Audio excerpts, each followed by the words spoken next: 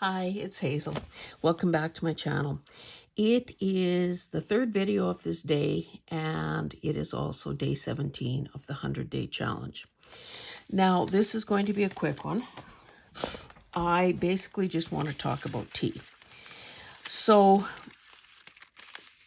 I like a good cup of tea, and I'm sure that any counterparts or any viewers from places like England probably are horrified, but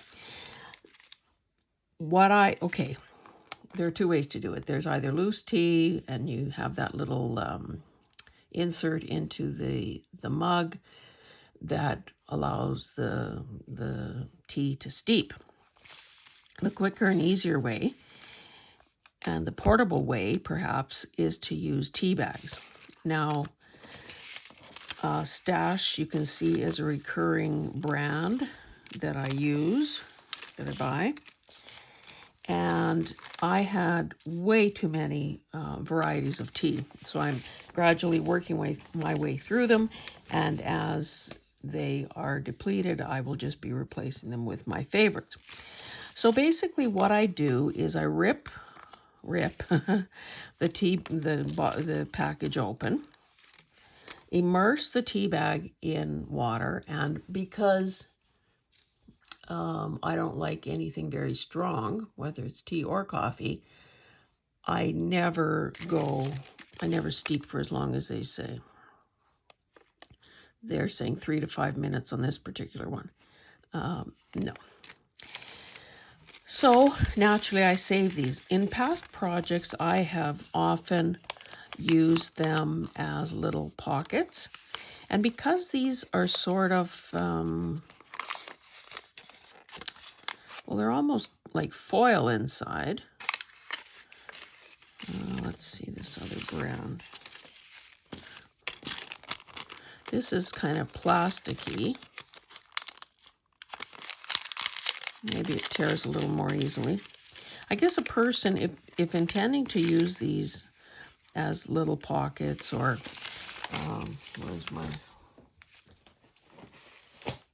where's Exhibit A here? So suppose that that a person wanted to add them to a page. You know, they could be mounted sideways like so. And, you know, probably I would neaten up the edge just to make the easing of something in and out a little smoother. And it might also be a good idea to zigzag around the edge, just because. Let's try on one I don't particularly care about. Let's just see how easily this tears. Well, it takes a little bit of a concerted effort. So it's probably tougher than, you know, the ordinary paper that we sometimes use as pockets. So, of course, that's one option. Whoops. So using the little packaging.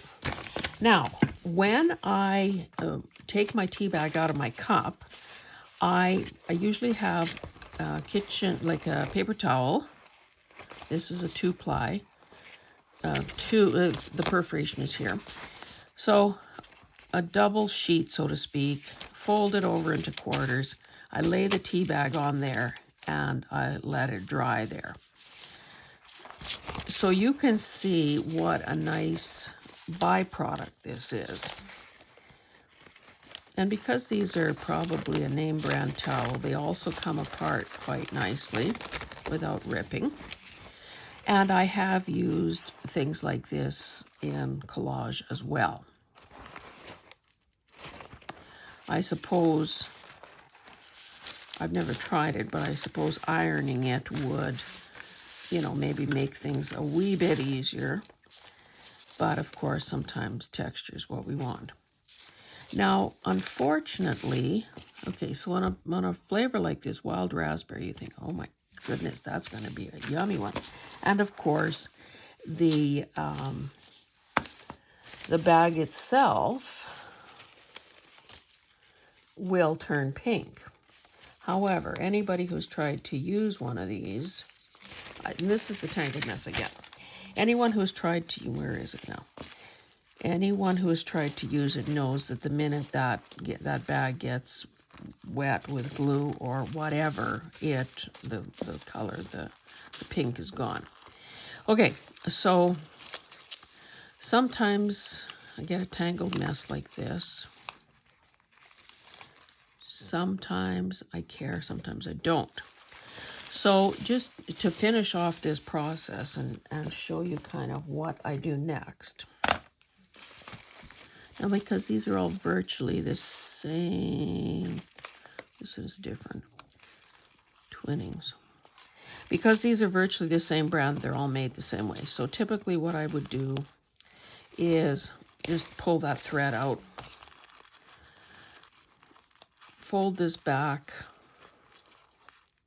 and again, I don't care if anything rips because that's part of the charm, the ripped edges. So I would probably just cut that off there. It then opens into something this shape, and of course then I empty it.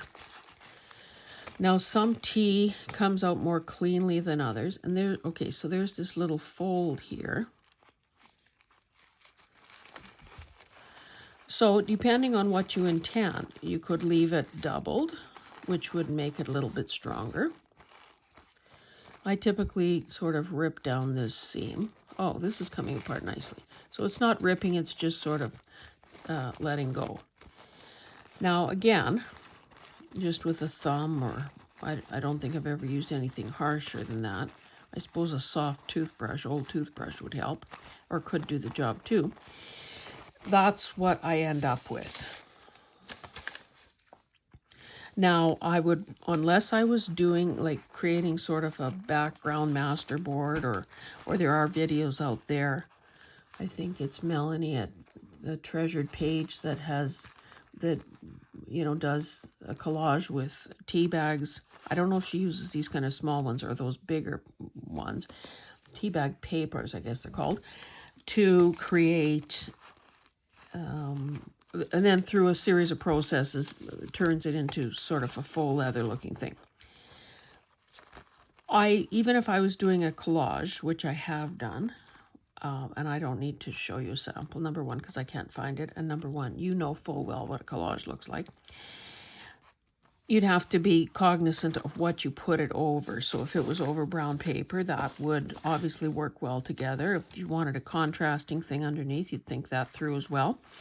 But I would probably rip all four edges just to have a more interesting side to it. Let's do another couple. Oh, so I did it at the opposite end. What that serves to show is that these little stash type labels are really cute because, well, stash is a word that we all use how many times a day? Somebody should count that. It might be simpler if I just cut it. If I was on my own doing this, I would probably fiddle around with it until I got it, and there's the red one, and these have a bit of, maybe not on this one, but, and they also have that, kind of reminds me, on this one anyway, kind of reminds me almost like a compass, but of course it's not. So depending, I don't want to say buy your tea based on the tags you get, but hey, you can buy your tea based on the tags you get. So you can see that there are several little components that result from this humble little purchase. Plus, of course, you've got the refreshing, soothing tea itself. Now, the strings, too, are worth something. Like, depending on how big your fingers are and how dexterous you are, should be able to make a teeny tiny little bow. Just like a shoelace bow type thing.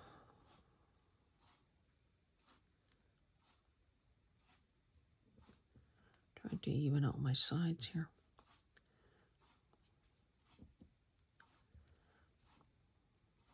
you know, so you could play around with, get the loops and the tails the size that you want them to be. So let's empty another one. Now I haven't, I don't recall, I don't think I've ever used this, you know, tea after the fact. I think it, I suppose it, if it was, you know, encased in something like gesso or medium or glue or something where it would stop, you know, flaking off and crumbling, it could be an interesting bit of texture. To be honest, I don't know if I would want to do that because it is kind of messy. I'm not going to bother doing the others. Here, I'll do this last one because it's the pinkier one. This has a little staple in it. Now, I don't really like, what brand is that has round tea bags? I can't remember. I don't tend to buy those. I think that makes it more challenging to use the tea bags, to be honest. Oh, let's open this up before I dump it.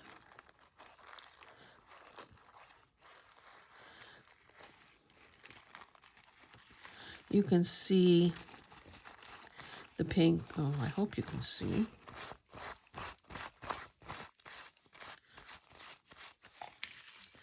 Let's see. You can see the pinkish tinge to that. And sometimes, depending on the flavor of tea, it is a lot pinker than that. I don't know how, I've never tried, mind you, but I wonder if there's a process that would preserve that color without, you know, washing it out. So I'm going to stop there, clean up my crumbs here, my mess, and, you know, again, nothing is ever as simple. In the words of Pam at the Paper Outpost, everything is an art supply until proven otherwise. So the next time you're considering buying some tea, you maybe want to consider the brand you buy. And if you're not, you know, if you've got a favorite and you're not about to change, then whatever you've got, whether they're, like there's another brand out there, I just can't remember what it is, that's sort of basically a square. So this would be fused about here.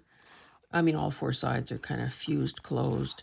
And with those, I've used those as pockets too, but they are really fragile. So maybe doubling up would be smart, or maybe it's not even a wise decision to use it.